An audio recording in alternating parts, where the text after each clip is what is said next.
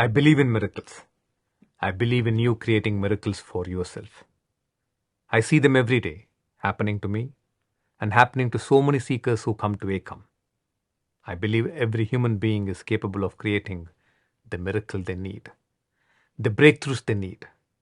And one of the key factors for creating this miracle, for creating a life studded with miracles and breakthroughs, is your state of consciousness. I cannot emphasize enough the power of your own consciousness in cutting through the obstacles in your life and manifesting the breakthroughs you envision. Namaste.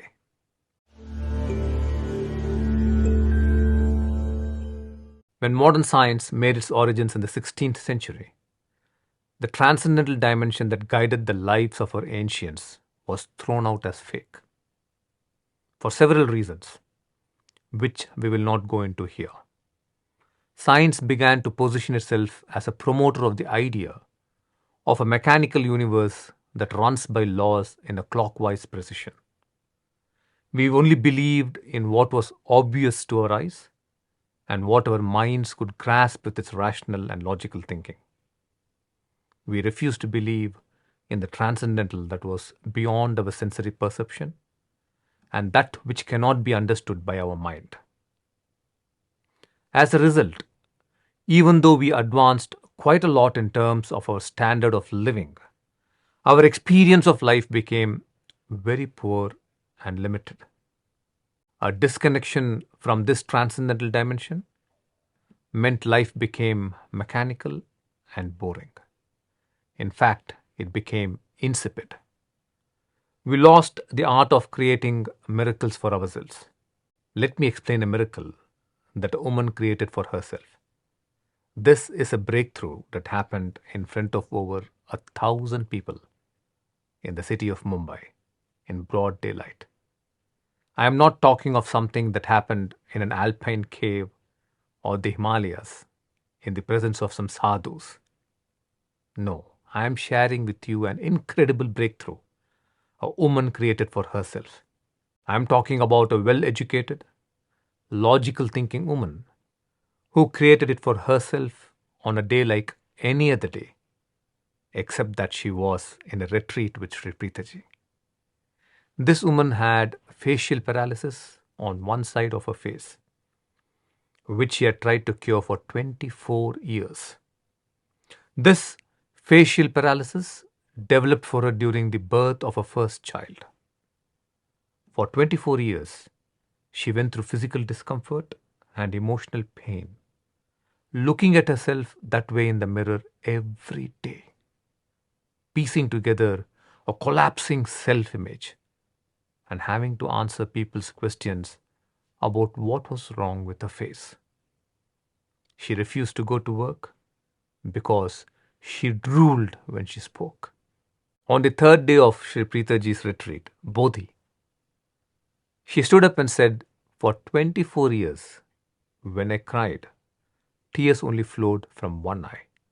But today, tears of joy flow from both eyes. Today, I am blushing looking at the beauty of my own face in the mirror."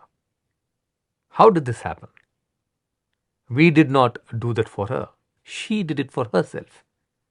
As Sri Pritaji led her through a powerful mystic process, the woman had two phenomena unfold in her consciousness. The first phenomena was letting go of her anger towards her father, who had coerced her into marriage while she was yet not ready. In the process, anger fell away, resentment fell away, bitterness fell away from her heart towards her father, towards everyone, and towards life.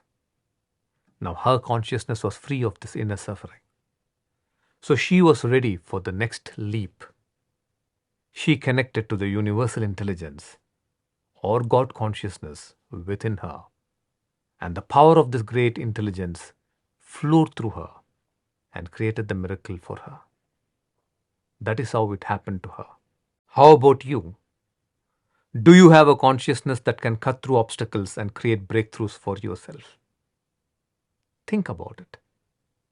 This brings us to some important questions.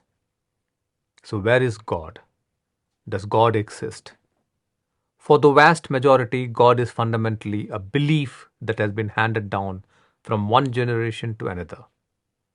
It is a ritual and a discipline, like going to a church on a particular day, a temple on a particular day, or it is a hope you cling on to in moments of desperation. When I was 11 years old, I had my first experience of God consciousness, and my realization of this magnificent consciousness has grown since. Where is this God consciousness? It is everywhere, including within yourself. To me, God is not a person. This God consciousness is an incredible field of intelligence. As I'm talking to you, I see this magnificent blackbird. It's carrying pieces of a garden lizard she has killed to feed her babies. There is such intelligence in that bird. She knows how to build a nest for her babies, feed them, and she will do this for the entire summer. And before the rains begin, her babies would have grown enough to fend for themselves.